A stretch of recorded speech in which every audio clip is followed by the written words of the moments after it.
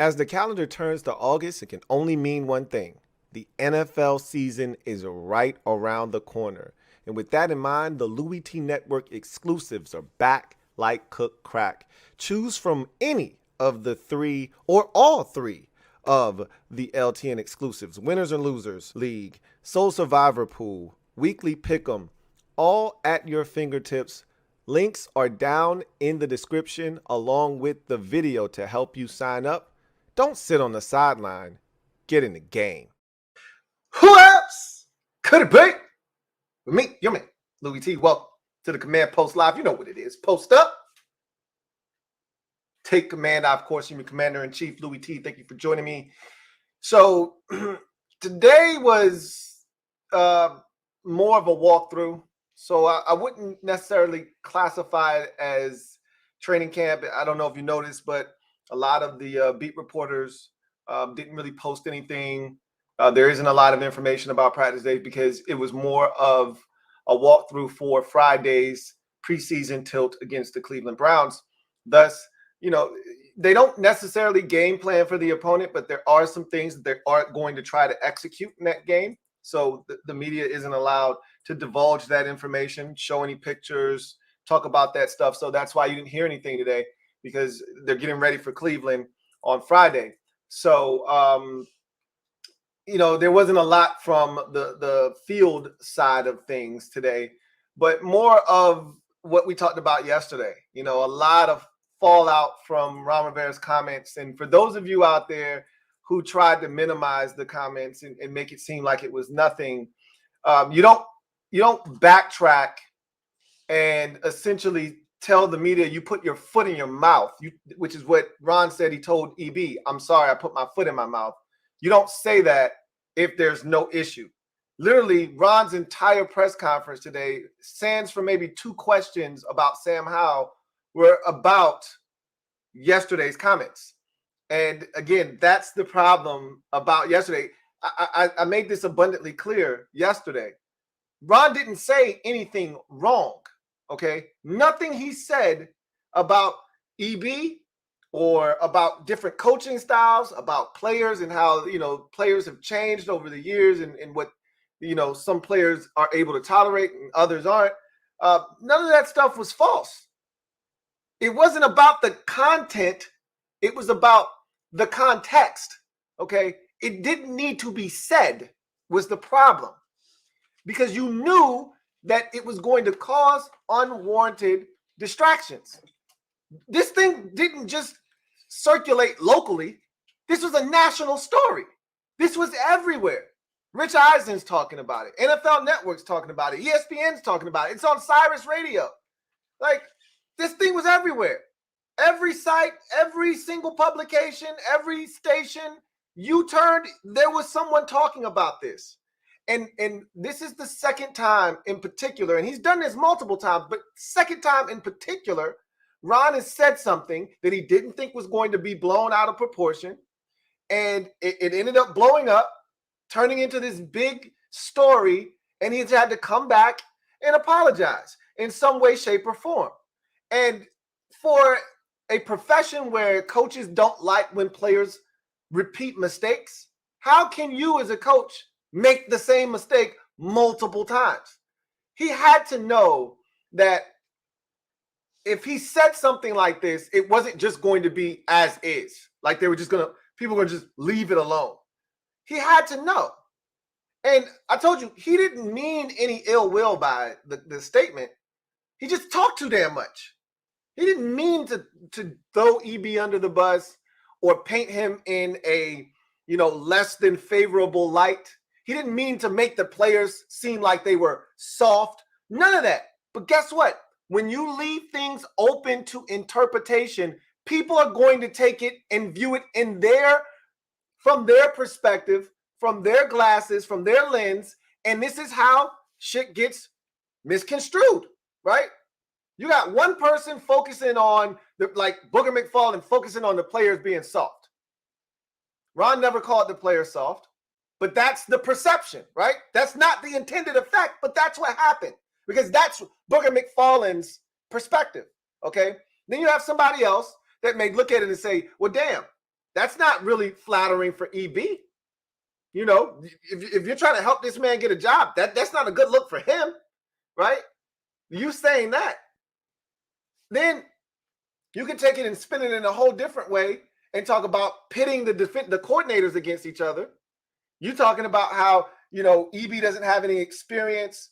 Jack and I have experience. He hasn't gotten that yet, so he doesn't really know how to handle play. Like, you can take that and put it in so many different, you know, ways and phrase it, and so many different headlines coming from one quote, right? That's why you don't say it. And Ron today, it was like clean up on aisle Ron today. He spent the entire press conference saying a lot of nothing, trying to justify. All he had to do at the beginning of the press conference today is say, you know what? I made a mistake. I said too much yesterday, and that's on me. I talked to EB. I told him I put my foot in my mouth. I made a mistake. This isn't about his coaching style or this or that. It's about getting results. And Eric Bieniemy's coaching style is getting results. And he could have just left it at that. They could have fired away as many questions, and he could have just continued to repeat that rhetoric and they would have gotten the message, and they would have moved on to something else. But instead, he tried to justify what he said, and I didn't mean it this way, and this, that. It doesn't matter how you meant it. It's what came out and how people perceived it. This is the problem. You can't do that. Period. This was unnecessary friendly fire, as I said yesterday. Is it a big deal? No, it's not. In the grand scheme of things, you know what's going to be a big deal? That same comment that he made, if we get off to another one of these slow Rivera starts, then it becomes an issue. We win games, and no one's talking about it. They may bring it up and say, see, EB's getting results. This offense is way better than it was the last 3 years. But again, they would have been saying that anyway without those comments if they're successful on offense. You didn't need to make that statement to make people aware of the fact that Eric Bieniemy is in nature intense. You didn't need to make that statement. So I just find Ron to be too gullible in those situations. Like, come on, bro, you should know better than that. You've been coaching for way too long.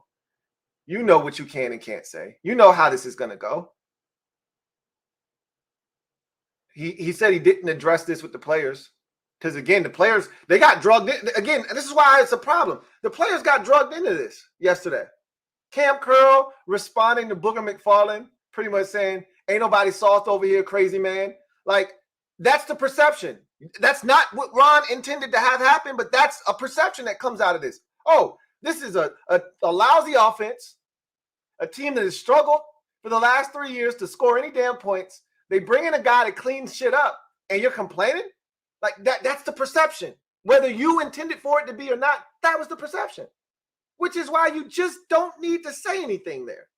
Nikki Javala throws that question up, and you say, no, the players have had a great experience with EB thus far. He's been intense, but the players are adapting and adjusting. He could have just said that, and there's nothing else to talk about.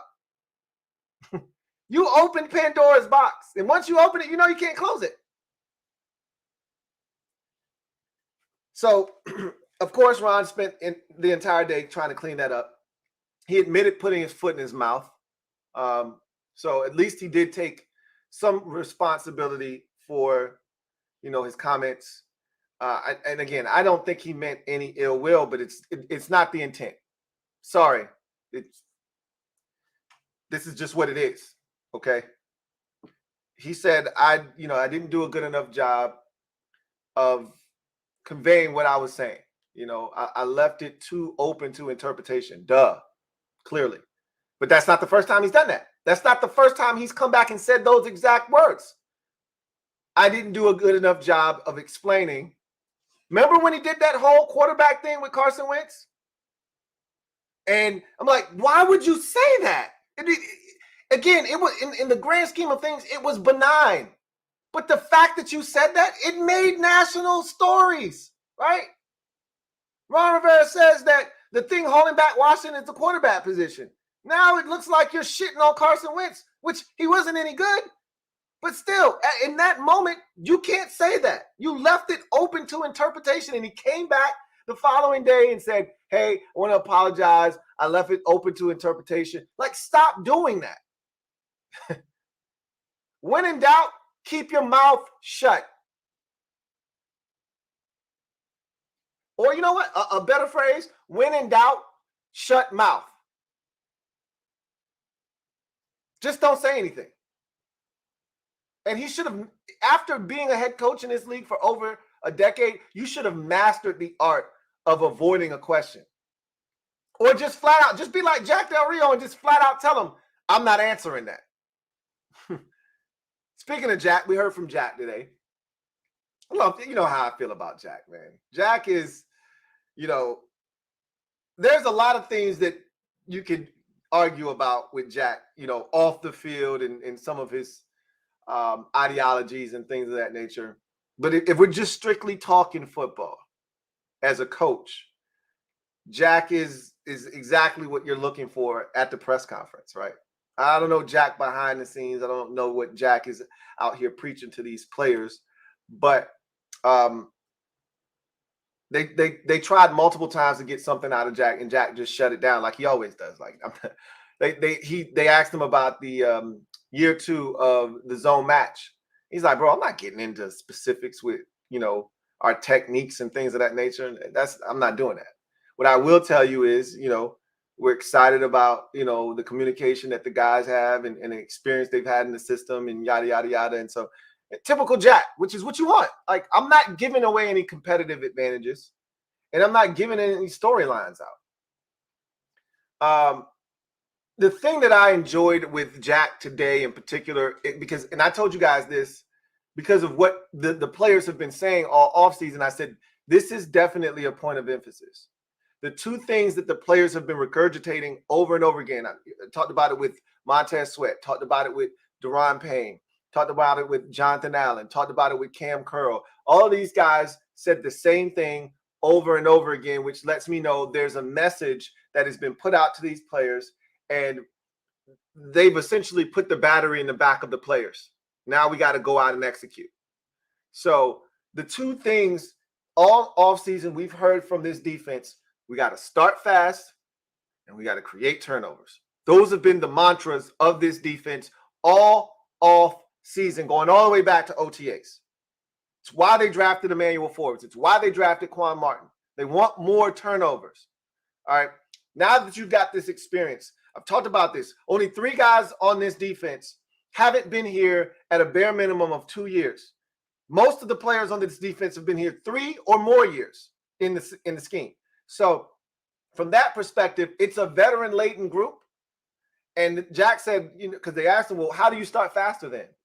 Which questions like that are frustrating because there's no concrete answer. Like, what do you want me to say? Well, maybe we need to play in all 3 preseason games. I mean, there's no real answer to that. If there was, then you just do that thing, right? There's no concrete answer, but I love his answer that he gave when talking about starting faster. And he said, look, we just got to have better attention to detail.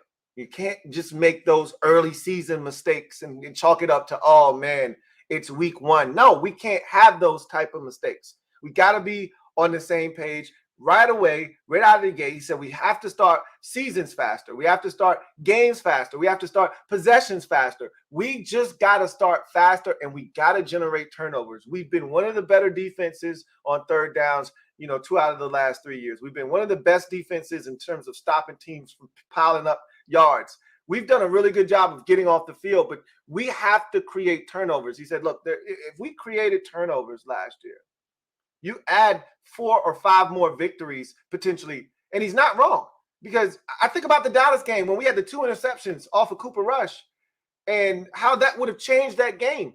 Instead of having them negate it and ultimately allowing Dallas to score in those 2 possessions, we would have had the football. One of them, The interception came deep in Dallas territory. So those change ball games. Instead of you losing to Dallas, you might beat Dallas in that week 4 game. I think about the Minnesota game, that pick 6 that Juice had. You don't take that away. And again, he committed pass interference. I mean, what do you want me holding, whatever they called on that play? He committed that, right? Thought it was ticky-tack, but again, it gave him an advantage on the play, and he used it and picked off. But if that's not negated, that might be a win. Think about the Colts game. If we don't create those turnovers in that Colts game, we don't win that game 17-16. That's the difference between creating turnovers and not creating turnovers. You don't beat the Indianapolis Colts if you don't force Jonathan Taylor to fumble. If you don't have the fumble by Sam Ehlinger when nobody touched him, you don't win that game. You needed both of those turnovers. At a bare minimum, both of those possessions end in field goals for the Colts. They make one of them. They don't even have to make both of them. They make one of those field goals and they win the game. So turnovers are huge, and we just didn't get enough of them. The games that we won last year, because of our inability to score the ball consistently, the games we won last year, you usually can trace back to, hey, man, we created some turnovers in that game.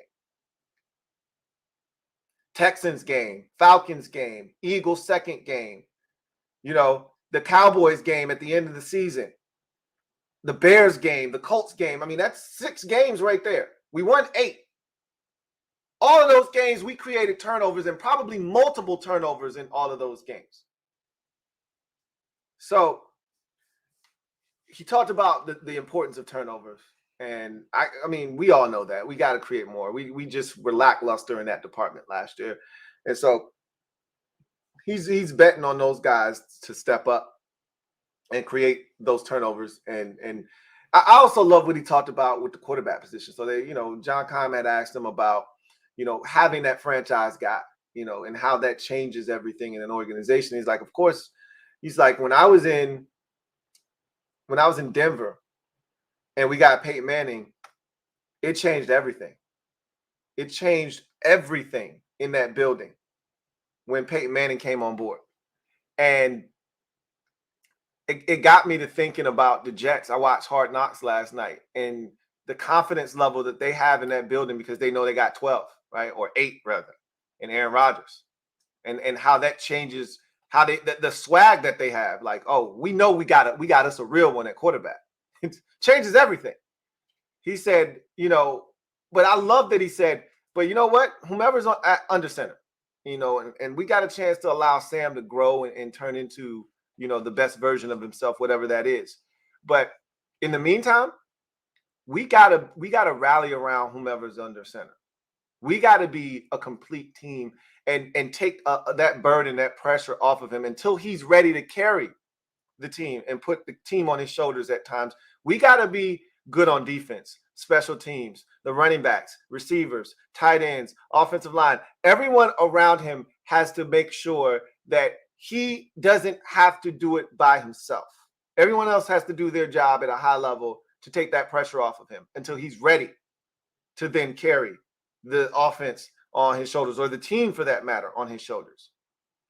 That's the perfect answer, because I don't think Sam is going to have to carry this team. So much of what we've talked about revolves around Sam and his success, and rightfully so. But if we're good this year, it'll be because the quarterback, Sam, played well this year, but it'll be because the running backs were outstanding. The offensive line was good enough. The receivers and the tight ends did their thing. The defense held up their end of the bargain, and special teams didn't let us down. It'll be a combination of all of those things. It won't just be Sam went out and balled out of his mind and we won shootouts. That's not how this is supposed to be set up. We keep talking about, and this is the thing that you can't control and we can't assume, because every time we think we can assume something, we get thrown a curveball and we're not ready for it. The assumption was last year, if we just get what Carson Wentz gave the Indianapolis Colts the year before, we're going to win double-digit games. That was the assumption. We did not get the Carson Wentz that we got that Indy got the year before, and we did not get the offensive line play that we got the year before. We assumed, and we didn't get it. The assumption is, oh, if we get the defensive performance we got last year, add some turnovers in, better quarterback play, we should win double-digit games. But what if you don't get the same defensive performance you got last year? What if the turnovers don't spike? Then what? What if the offensive line continues to be an enigma? Then what? This is why it is important that other aspects of the team make sure that they're playing at a very high level. So I thought that Jack's presser, as always, good stuff. We heard from Chris Rodriguez Jr. too. He's excited for Friday because he talked about so many things that you're not able to do because you're not trying to take out your teammates. So from a physical standpoint, he hasn't been able to showcase all the things that he feels like makes him a really good football player. And he's really looking forward to being able to do that on Friday against Cleveland and moving forward in these preseason games and these joint practices and things of that nature. And so he talked about the physicality, and he said, look, anybody that's watched me play knows that, physicality is a huge part of my game. That's not something I'm adverse to. So looking forward to being able to display that on Friday. He's going to get a lot of work because you're going to see AG and Brian Robinson Jr. for a limited amount of snaps. And then it's going to become the Jonathan Williams, Jared Patterson and Chris Rodriguez show. So he's going to get a lot of work. So we're going to see what we have in this, 6th round, pick out of Kentucky, because he's going to play a lot. Speaking of which, I think it's the perfect transition. I want to preview the Cleveland Browns preseason game number 1. I'm going to ask you guys an assortment of questions, see what your answers are. Maybe we'll react to it tomorrow. Maybe we won't. We'll see. But the first thing I want to talk about when we talk about this first preseason game is the playing time.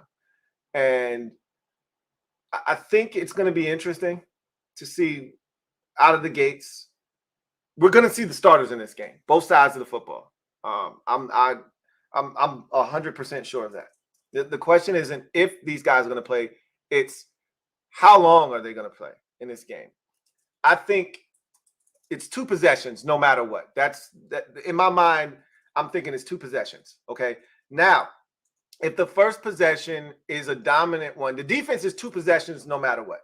If it's 2 3 and outs, they're done. They've done their job. They're out of there. For the offense, however, if it's one, long drive, they could be done for the night. If that first drive of the game, they get it, and it's a 8-play, 76-yard drive capped off with a 3-yard Brian Robinson run or a 22-yard Sam Howell touchdown strike to Jahan Dotson, they're done.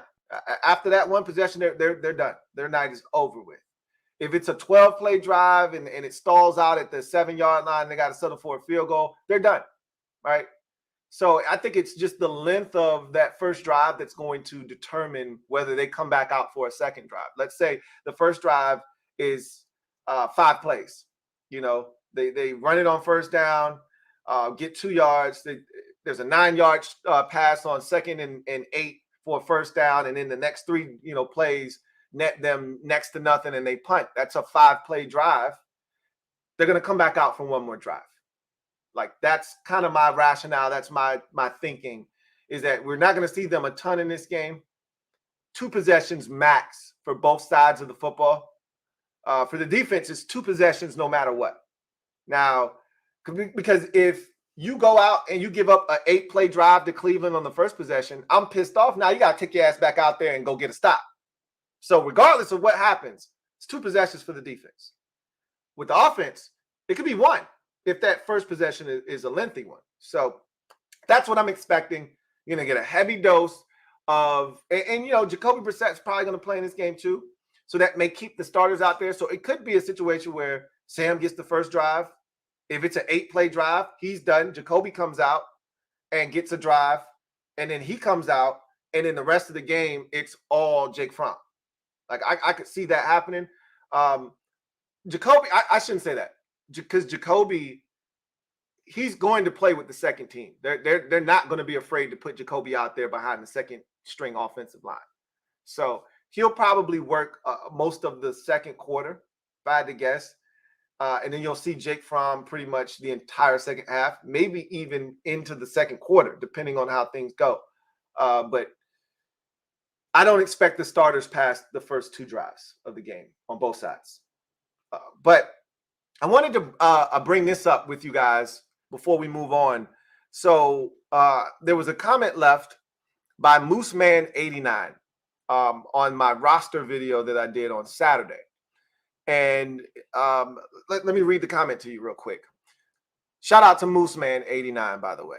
Says, hey, Lou, love listening to your channel. I was watching Take Command today. Craig and Logan mentioned that practicing week in Baltimore will be the most important of camp. They feel that the Commanders would rather get all their real work in during practice and shouldn't play any starters during the game. Then the dress rehearsal should be week 3 against the Bengals, where the starters play the first half. This goes against the traditional lineups of preseasons where they dress rehearsals usually the second to last game.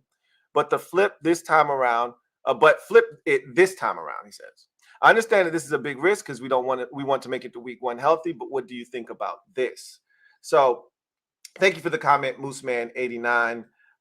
It is definitely something to consider.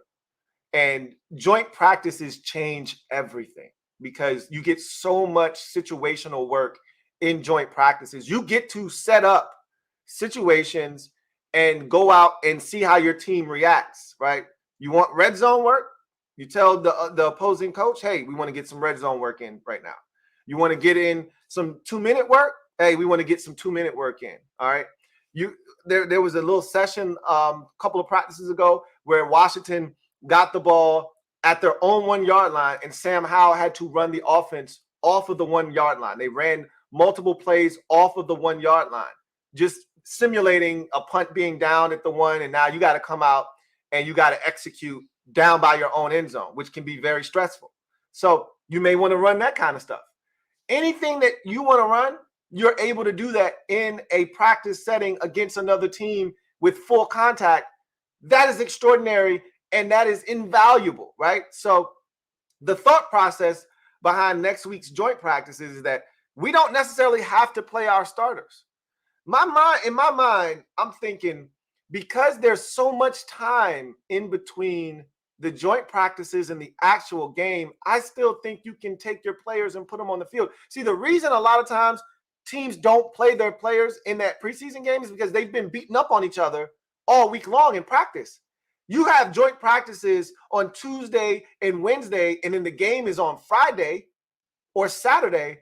I'm not putting my players out there after they've been beating up on each other for 2 days on the field again 3 days later. That's not how you do it. But because the joint practices are Tuesday and Wednesday, and we don't play the Ravens until Monday, it's almost like simulating Thursday night football, essentially. You know, physicality for those 2 days. You got all those days in between Thursday, Friday, Saturday, Sunday, and then you don't play till Monday. I think you can still put the players on the field on Monday and get work in if you so choose. If that game were Saturday or Friday, then you would understand I'm not putting my guys out there. They've been through a grueling couple of days, physical practices, bodies banged up. They're not going out there. We're going to let the other guys go out there. So I think there's enough time in between those joint practices and the actual game itself that if they want to put their guys out there, they can. I don't know if they will, but Ron has already shown that he's not a big final preseason game guy. You know, when he first got here, there were 4 preseason games. He didn't play anybody in the 4th preseason game. The 2 years after that, there's 17 games in the regular season, so they scaled back the preseason to 3. And he hasn't played his guys in either one of those 3rd preseason games to date. So in my mind, I don't think he's going to play his players. Now, again, this offseason has been all about doing it differently, changing it up. You know, talked about being comfortable in uncomfortable situations. He talked about that today. I've been talking about that. What's my mantra been? You know, I told you that a wise man once told me you got to learn how to be comfortable in uncomfortable situations.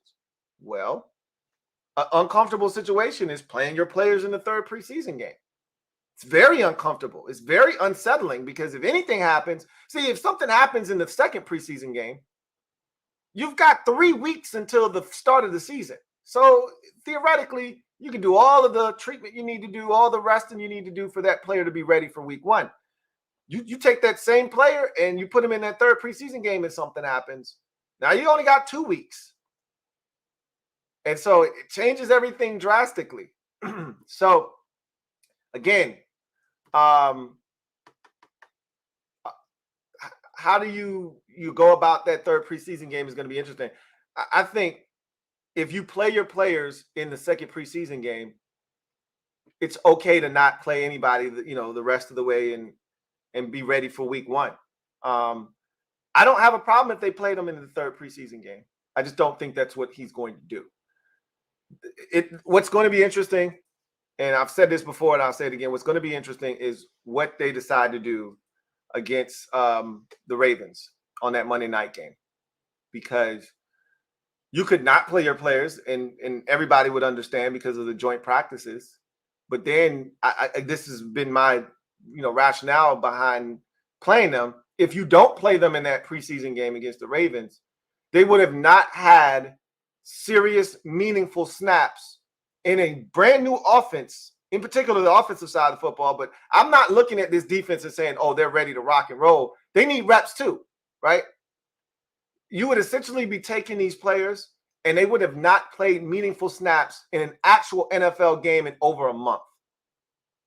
Does that sound like something that's conducive for a fast start, as we've been talking about all season, needing to get off to a faster start? Does that seem like it's something that's conducive to doing that? Having not played in an actual game in over a month? Because you don't play in the second preseason game, which is going to be what? Let's look at some dates here. You don't play in the second preseason game. The second preseason game is going to be the 21st. You don't play in that game.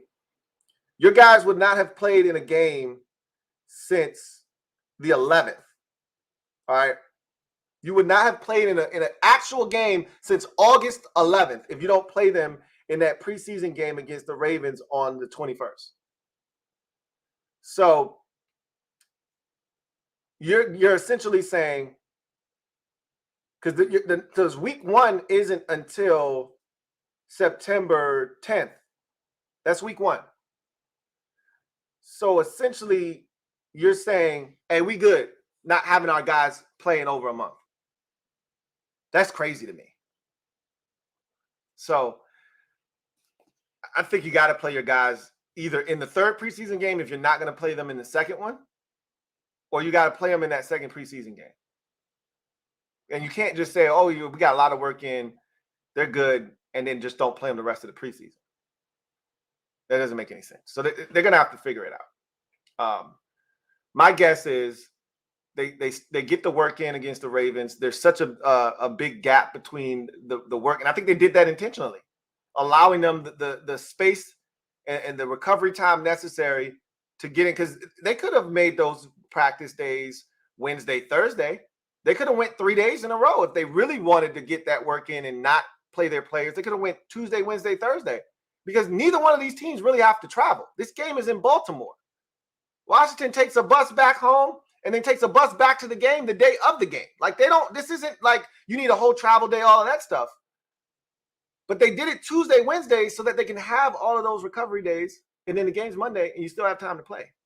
So I think they're going to play their players on Monday night. But we'll see what happens. So here's what I want to ask you guys. This game against Cleveland is the first preseason game. Obviously, you're going to get a little taste of what EB's trying to install. They're not going to get much. They're not going to show you a ton, which they shouldn't. Don't know what the Browns are going to do. Haven't really heard anything. And I haven't really been searching either. Honestly, I don't really give a shit what the Browns do. Whether Myles Garrett and company are playing, Denzel Ward and all those guys are playing or not, whether Deshaun Watson, Amari Cooper and company are playing or not, doesn't really impact me one way or the other. I prefer those guys to play to get a gauge and a sense of, hey, what we were able to do against the Browns first team. But at the end of the day, I don't care who's out there. I just want you to go out and execute, dominate, right? That said, I want to ask you, what is the biggest thing that you'll be looking for in preseason game number one? It could be a player, players, position group. What are you looking for the most in this game and having it be one of your biggest takeaways? What's the thing you'll be focusing in on the most? Now, I've got one for each side of the ball. So I think the low-hanging fruit on offense, and there's nothing wrong with either one of these answers. One of those answers is my answer. It's low-hanging fruit for a reason, but it's a reason that there's a reason why everyone's going to select one of these two most likely, is because that's the biggest question mark you have going into the season. So for me, the first thing on the offensive side is offensive line. How cohesive are they? Are they gelling? Are they communicating well? Are they protecting? I've heard that they're getting better. We've all heard that they're getting better, that they're starting to, get a sense of what they can expect from the guy next to them. I want to see what it looks like against a different opponent. And then the other thing is Sam Howell. So I'm just going to package that up into one nice, neat package and just say that I'm looking at Sam Howell in the offensive line, because even if they're not doing their job, Sam can help them out by eluding pressure or creating extra time in the pocket or extending a play and finding somebody or using his legs to escape pressure and pick up yards on his own. So even if they break down, I still want to see how Sam handles that, because the protection is not going to be perfect all the time. What kind of decisions does he make under duress? Are there smart ones? Is he living dangerously? All these things I'm going to be looking for. All right. And then defensively, and you know what? I would like that from you. Give me something on offense and something on defense if you've got it. All right. Defensively, I'm really honing in on the defensive ends. In particular, after you get past the starters. I know James Smith-Williams is making this team. Right? There's no doubt. So there are three guys that we know are on this squad no matter what. Write them in magic marker. Sweat, Young, J.S. Dub. I'm dying to see the two rookies, in particular KJ Henry, but Andre Jones, see what he's talking about. I like F.A. a lot. I want to see if F.A. picks up where he left off last year. And then Casey Toohill. Somebody's not making a roster. Somebody's going to be on the practice squad unless somebody, one of these teams out there snatches him up. Somebody's not making a team. Andre Jones is the one that I've pinpointed the entire time. He's like at the back of the line, and he's going to have to wow me. But not so fast on KJ Henry either. The likelihood is they traded up for him. They don't have any edge rushers under contract after this year. You spent a 5th-round pick on KJ Henry. The likelihood is you're going to retain him on the roster. And if that's the case, are you keeping 6 defensive ends? That's a big number. Are you keeping 6? You can do it. It's been done before. Because if you're keeping 6, then I think we know who the 6 are. But if you're keeping 5, now we're looking at F.A., KJ, and Casey, and we're saying, hey, 2 out of 3 of y'all are going to be here. 1 of y'all won't be. So I'm really looking at those edge rushers to see what those guys are talking about on the defensive side of the football. All right. Let's get to the comment section. See what y'all talking about.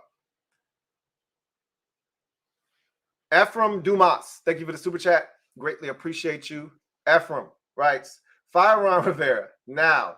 Shameful, no excuse. Yeah, so I don't agree with that. Look, everything that happened yesterday and continues to roll into today. And I had a great conversation with Miss Perry yesterday, and we kind of just were bouncing off of each other, saying similar things like this was so unavoidable, right? Like this was so unnecessary. And she even said like he's gonna have to spend all tomorrow talking about this instead of talking about the preseason game we got on Friday against the Browns. And she was right.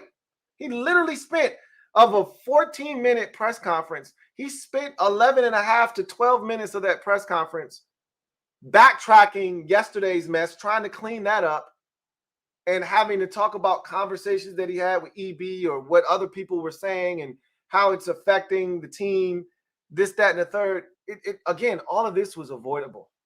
All of it was avoidable if he just had either kept his mouth shut or just knocked that shit away. Nikki threw up an alley, and I even saw some people blaming the media yesterday. No, for what? The media's job is to get a story, okay? Like it or not, they have a job to do. Just like you got a job to do. Whatever it is you do for a living, you have a job to do. And sometimes you doing your job may come at the expense of somebody else. That's how life works, right? You might be in competition with another group that's selling the same product you selling. So you selling, making a sale comes at the expense of the other, guys that are trying to make a sale too. That's just how it works. They have a job to do. And sometimes it's in fun, it's in jest, and everybody can laugh, and it's a great story, feel good, all that. And then sometimes when they get a story, it's shit like this. But they don't get it if you don't give it to them. It's not their job to say the right things, and it's not their job to make sure that they protect the team. Their job is to get a story. It's your job to make sure that you control what the narrative and what the story is.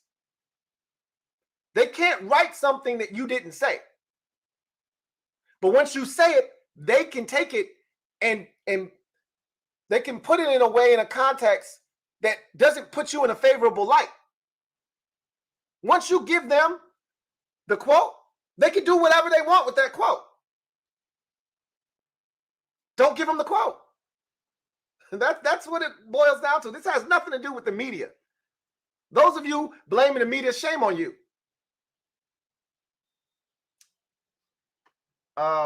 Look, Ron doesn't need to be fired. If he can't get it done this year, he'll be fired anyway. That's what it all boils down to. All of this shit, like I said, it's water under the bridge. If we win, nobody's talking about this. We lose, Ron's gone anyway. So let's put up a shut up this year. Video channel, thank you for the super chat. Greatly appreciate you. Thank you for being a member of the MOBB, who writes, Ron would waive the right to a lawyer and just get the talking. We start losing games, this will come back to haunt like the ghost of Christmas past. Yeah, essentially, it really doesn't matter. If we would have started the season off rough, like I think this puts a little bit more emphasis on a fast start, because again, I talked about this yesterday. You want guys to buy in. The easiest way to get players to buy in is to win. They'll overlook anything that you're doing if it's results that they're seeing being yielded. They'll overlook all the stuff that has been done or said or whatever, or they'll say, you know what? Everything we did in the offseason is paying dividends now. And they'll go even harder, right? But you start losing, it turns into Matt Patricia with the Detroit Lions. People start questioning, why are we doing this? You remember Terry, and I told you I'd be referencing this because there was so many different layers from the Terry interview on the Pivot podcast. Terry said there would be times last year where they call a play and he say, man, this shit ain't going to work.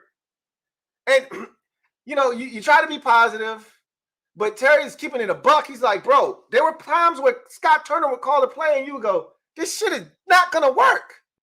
Like, why are we running this shit? I know it ain't gonna work. When you get to that point, like, why are we doing this? There's no purpose. That's when you've lost your team, right? That's when there's an issue. Losing to start the season off could put you in that position if you're Ron and company. So I do think there is a little bit of that, but at the end of the day, that was going to be the case regardless. Ron couldn't get off to a slow start this year, period. So, sometimes Ron just, I've said this before, he just get a little chatty, man. You're like, come on, Ron, keep that to yourself, bro. But Rosario Satara Poleski, thank you for the super chat. Greatly appreciate you. Thank you for being a member of the MOBB, who writes, saw LT at Starbucks wearing Braves apparel, buying almond milk latte. Just kidding. Can't wait for Friday. For a minute there, I thought you were I thought you was about to be my man Gear Cell for a second. I was like, wait a minute. Did I mix up the names or something? Is this luck showing up on some random shit? Anyway, I digress. Freddie Lee, thank you for the super chat. Greatly appreciate you. My guy, Freddie Lee, thank you for being a member of the MOBB. Writes, when we get in Super Friends, I want to hear that delusional LT has to say, and Mad Dog looking for that smoke this season. He delusional too. Hashtag NHO. I guess you meant LB. It's coming. So I don't know if you guys know, but Law, who is the Cowboys representative of the Super Friends, he just lost his mom. She passed away, I want to say like maybe a week and a half ago, a week ago. So it's been really rough for him. So, I mean, it's kind of tough. We'll figure out something, but with a situation like that, you just got to give it time, and there's no set time where he should be over it. None of that shit. You just got to wait until, he's like, yeah, I'm ready. So we're giving him all the space and time he needs. I can't even imagine the type of pain that I have. One of my best friends' mom passed away, and watching him go through that, it was rough, man. It was rough. So I can't tell you when it's going to be. It'll be before the season starts, though. But I had plans for a certain time period. That kind of has been, we hit the pause button on that, really, at that point. So I can't tell you exactly when we're going to get it, but we're going to get it. I've been in communication with the fellas, and so we'll get something done. And if Law can't make it, we'll still do something, and if we have to do it with just the three of us, we will. But we'll figure something out. Freddie Lee, thank you for the super chat. Greatly appreciate you. Double up. Writes, correcting my autocorrect. Bad dog, not Mad Dog. Look, man, autocorrect has a mind of its own. So no worries there. I know what you meant. Even though sometimes I get mad when people call him Mad Dog instead of Bad Dog. But yeah, no, I know what you meant. Ethan Dykes, thank you for the super chat. Greatly appreciate you. Thank you for being a member of the MOBB. My guy, Ethan writes, did you see John Allen got 54 in the NFL top 100 this year? Good for him and well-deserved. But we can't be calling him the whale man. That crap whack. Is that what they were calling him? I don't watch. I haven't watched that show until since maybe the second year it started.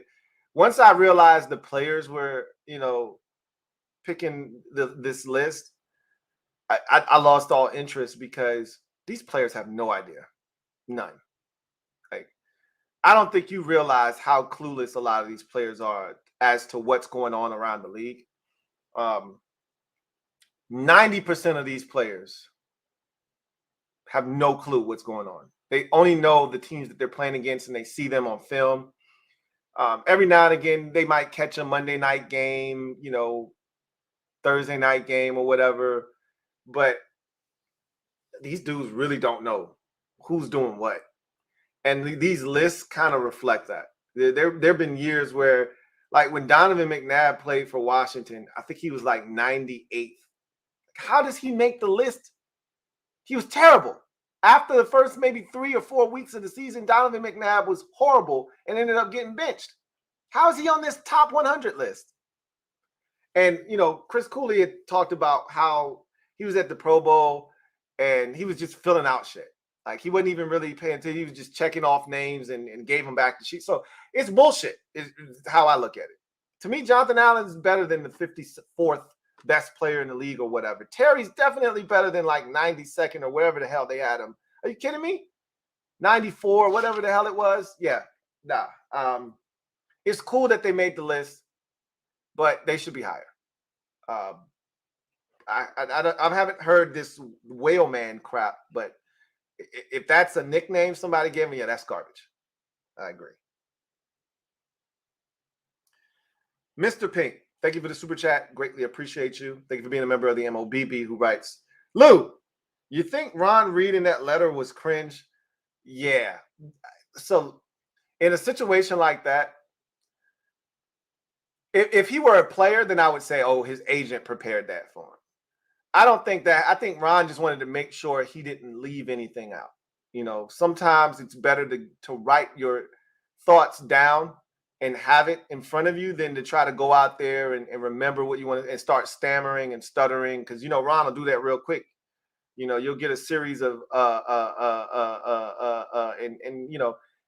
in a situation where I effed up, I need to make sure that I clearly, which is what he didn't do yesterday, clearly and concisely communicate to you what I'm feeling and what the message was supposed to be and, what ended up transpiring. So I didn't have a problem with him reading a prepared statement because he wanted to make sure that he was saying everything that he wanted to say. But anytime you read something that's prepared, it always seems somewhat forced, and disingenuous, which doesn't always, it's always not the case, but that's how it feels. That's how it's perceived. Oh, he's got a prepared statement. When somebody F's up and their lawyer pins or their handlers or managers pin a little letter or whatever, a statement, you're like, okay, yeah, that he didn't write that. He's reading it, but he didn't write it. It always makes me think of Ryan Leaf. When Ryan Leaf had went off on the reporter in his rookie season at the locker room, and his agent made him they gave him a prepared statement to read. He read it with such low energy. It was so lethargic. You could tell he wanted no parts of this. And I think he even balled it up after he was done. Like that to me is like the epitome of prepared statements. And so when I see somebody, it's almost like a hostage letter, so to speak.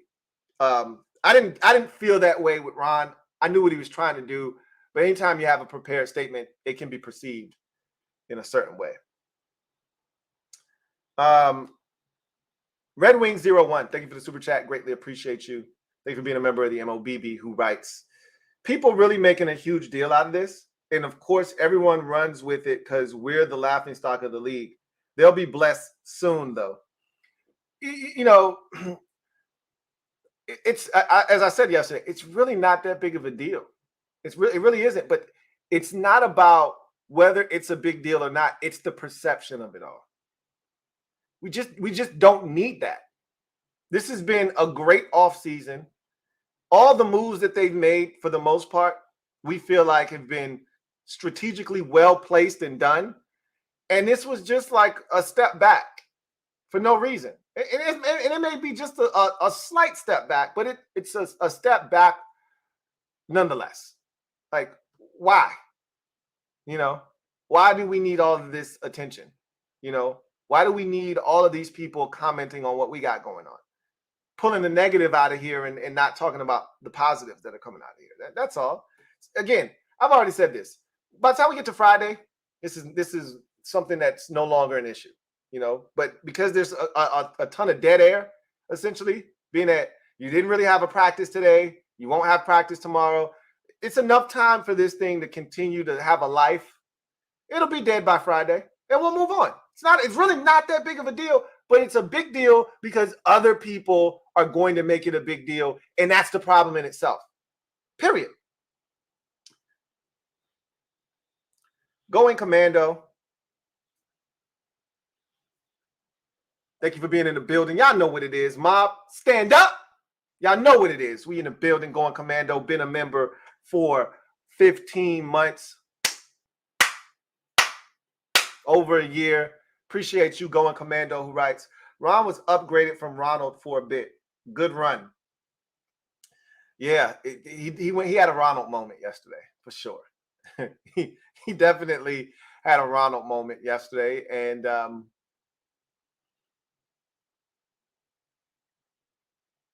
I'm not gonna hold it against him for much longer. But I was definitely disappointed in him yesterday, and I knew that today would be a fallout day, and he would have to go back and clean up the mess that he had made, and he's done that, and I'm ready to move on, honestly. But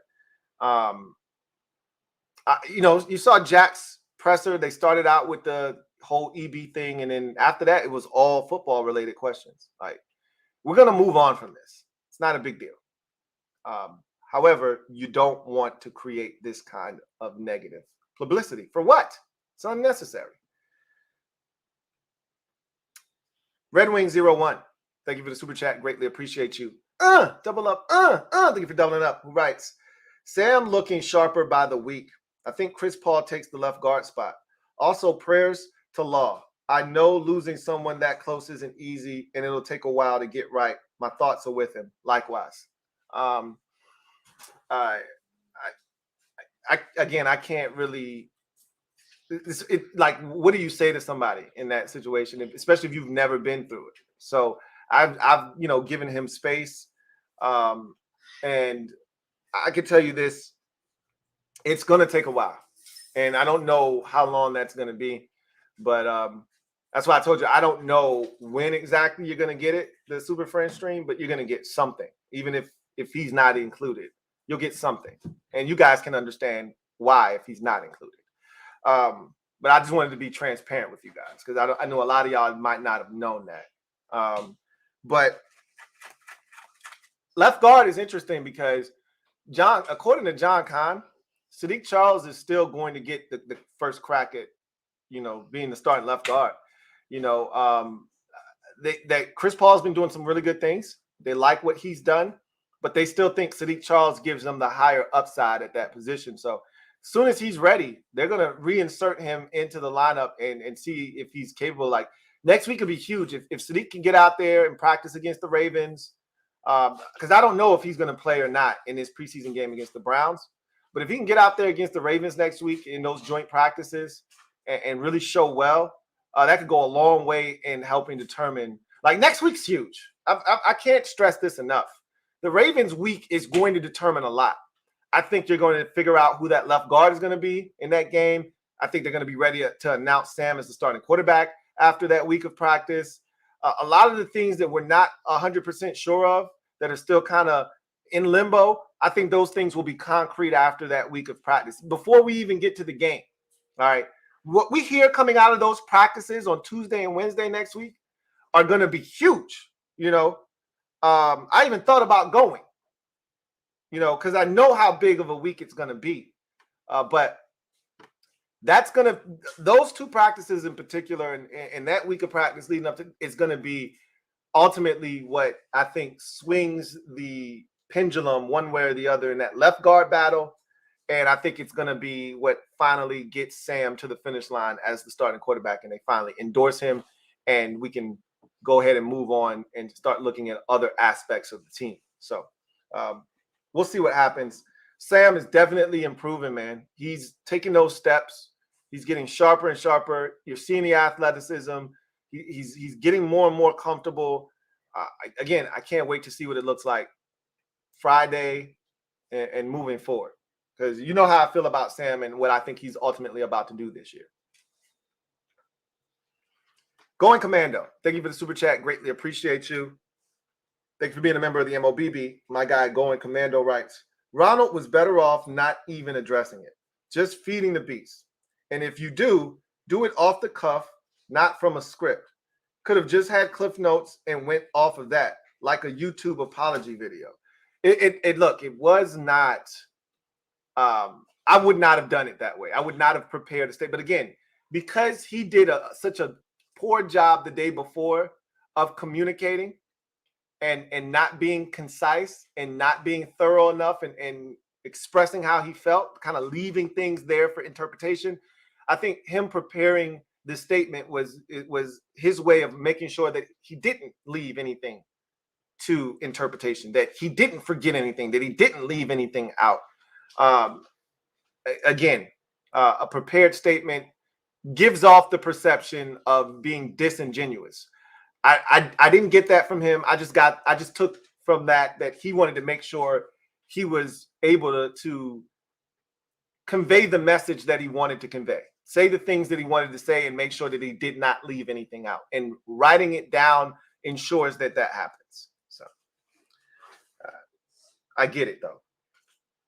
Mr. Pink, thank you for the super chat. Greatly appreciate you. Double up. Thank you for doubling up. Mr. Pink writes, Ronald is back. EB's response was mother effing savage, though. EB handled it like a G yesterday, and I wouldn't expect him to handle it any other way. He's been as consistent as one can be. Everything he's told us, everything he said when he got here, he's done. He hasn't changed for anybody. It's who he is. He's unapologetic about that. Maybe that's why he doesn't have a job right now. It's because he's a little bit too abrasive. He's too brash, too in your face, and everybody can't handle that. And if that's the case, it is what it is, you know.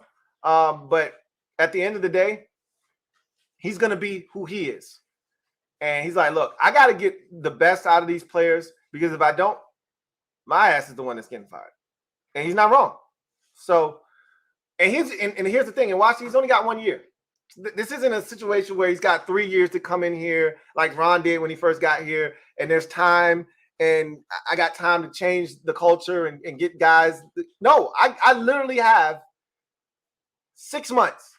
February was when he got the job, and I've got 6 months till the season starts to really get these guys into shape, get them into the way of thinking of how, and really it's not even 6, it's more like 4. Because the camps and the mini camps and things don't really start till April, May. So I've really got 4 months to really whip these dudes into shape mentally, physically, get them to execute the way that I need them to in order to not only save Ron's job, but more importantly, save my job. So I get it. But Ronald is back, even if only for a limited time. All right. Spence Kalis, thank you for the super chat. Greatly appreciate you. Thank you for being a member of the MOBB. Spence writes, all that matters is winning. Week 1, T-minus 32 days. That is the most important thing. Don't let anybody tell you otherwise. All of this extra stuff that we're talking about is insignificant in the grand scheme of things, which is why I told you, once the game comes on Friday, nobody will be talking about this. Nobody cares about this. All right? We care about the product on the field more so than anything else. Everybody else loves to talk about the stuff off the field. You know how I am. I want to talk about football. I want to talk about on the field stuff. So as soon as we start playing professional tackle football, all this other stuff goes out the window. Winning has been and always will be the most important factor. And if they don't do it, then things like this that, came up in the offseason will be regurgitated, recycled, and thrown back into their face. So winning is paramount, but it always is in this league. And that hasn't changed, and it won't. So results-based league. And if you don't get results, they'll find somebody else that they think can. So we already know what it is. Viscount. Stand up. You know what it is. We in the building. Viscount been a member for 23 months. Almost 2 years. Shout out to Viscount and all the other members of the mob holding the kid down. Really appreciate y'all. He says, hi, Lou. Love your content. Keep it up. Appreciate you. for all the support this count. Really do appreciate all that you do. So with that said, that is the final comment that I have. Looking forward to reading some of your responses, either in the live comment or after the video post. Go into the comment section and leave a comment, whatever the case may be. What are you looking for most in this game? I gave you offensive perspective and defensive. I want to hear from you guys. Leave it down in the comment section of this video. Can't wait to read your responses. Make sure you leave a like if you haven't already done so on this video before you get out of here.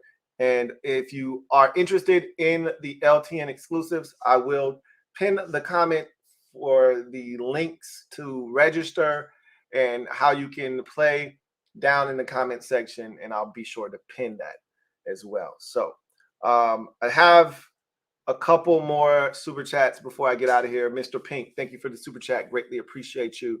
Mr. Pink writes, Lou, petition is growing. Maybe there's a chance. I've had this conversation with you before, Mr. Pink. It doesn't matter how many signatures that thing gets. The name is not coming back. Somebody sent me an article. If I had my phone, I'd be able to tell you.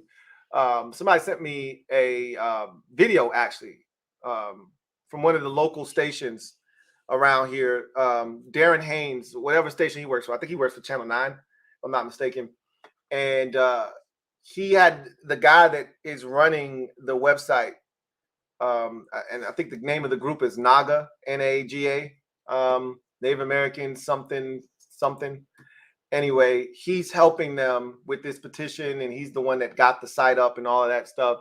And look, he had all of his points were valid. We've heard these points before. It all makes sense to us who are Redskins fans before. But from a standpoint of not being able to go back and undo something, and again, we live in the mob mentality. We live in a society where they try to please people. And if anybody feels offended, 2% of Native Americans feel offended. That's enough for them to be like, you can't go back to Redskins, right?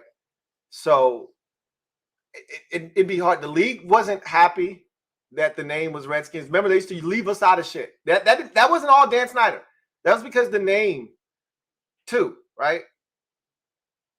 You can't go back to Redskins. I don't have a problem with the fight. I just think you're fighting a losing battle. So that thing could get up to 2 million signatures. It's not going to change the bottom line, which is you can't go back to Redskins, unfortunately. But it sucks, but it is what it is. And I've already wrapped my brain around that. Abdallah, thank you for the super chat. Greatly appreciate you. Abdallah writes, I'm still worried about our left tackle position. Other than that, our offense is going to be fire. Charles Leno absolutely gave you reasons to be concerned. You know, last year he gave up some of the biggest sacks of the season. Both Giants games, Lions game. There were times where he just didn't get it done, but he was more good than bad. That's what I continue to try to. I'll just say this. Our first round pick next year, probably, if Sam proves himself, probably needs to be a left tackle. I think that it's time that they invest in that position in particular. So we'll see what Charles Leno does this year. But he's not getting any younger. He's one of the older players on the team. And it's a premium position. You got to have it. So at some point, you got to invest. So I think this is the year. You know, Sam proves himself to be a starting quarterback in this league. I think you gotta invest in that offensive line. You gotta go choose a starting left tackle. So we'll see what happens.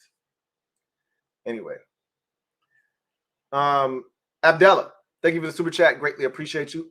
Double up. Thank you for doubling up. Who writes? One more thing, Lou. Left tackle Jamarco Jones was released by the Titans. Any interest? No, not in particular.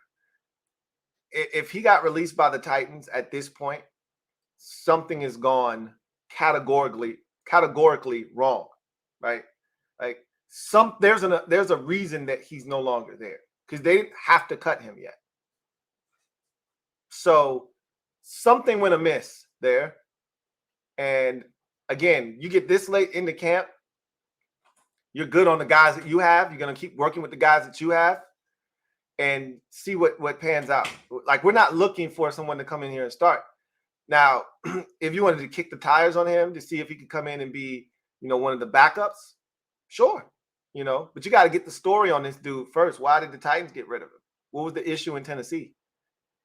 Because, again, you don't have to trim your rosters down to 53 until the very end. There's no cutting down from 90 to 80, from 80 to 60 or anything like that. Literally, you go from 90 to 53. So with that in mind, why would you have to cut Jamarco Jones? So something obviously went awry there, and you'd have to do your homework there first, and then figure out if this is a guy that kind of fits what you want to do. They're not looking to add any more offensive, tackles. They got plenty of those dudes on the roster, and I'm actually interested to see how Trenton Scott plays, because I think they're going to keep 4 tackles. I almost think you have to this year because of the uncertainty on the inside and not having a lot of veteran depth. There is no Wes Schweitzer to save you this year on the interior of the offensive line. So because of that, you may have to use Andrew Wiley as a guard at some point. Whether Cosme or something happens with him, or, something happens at the left guard position and you got to start playing around with these, different, you got to have that other tackle, because you may have to move Wiley around to slide in Cornelius Lucas, and then you need that other tackle to be there to be your swing tackle in case something else happens. So, again, I don't think they're interested in Jamarco Jones, but I want to see what the guys that they currently have on the roster are able to do, starting with this Cleveland Browns preseason game. So, anyway, I digress. That's going to do it for me, your man Louie T, here on the Command Post Live. Looking forward to Friday's game. There'll be a ton of content in between there. Podcasts today. I think I'm going to do a video on Hard Knocks episode 1. That's going to be a good one too. I think I'm going to enjoy that one. So if you haven't had a chance to watch it, take a look. See if it's something that piques your interest. I watched the Johnny Manziel documentary. Me and my wife did last night. Got a lot to say about that. We'll talk about that on the podcast. So look forward to chopping it up with you guys over the next couple of days leading into Friday's preseason game. I will be live after that preseason game goes final, and we'll be talking about everything that we saw in the game. But in any event, that's going to do it for me, your man Louie T, here on the Command Post. You know what it is. Post up, take command. Until next time, you guys have a good one. Take care. God bless. Good night. As the calendar turns to August, it can only mean one thing. The NFL season is right around the corner. And with that in mind, the LouieTeeNetwork exclusives are back like cook crack. Choose from any of the 3 or all 3 of the LTN exclusives: Winners and Losers League, Soul Survivor Pool, Weekly Pick'em, all at your fingertips. Links are down in the description along with the video to help you sign up. Don't sit on the sideline. Get in the game.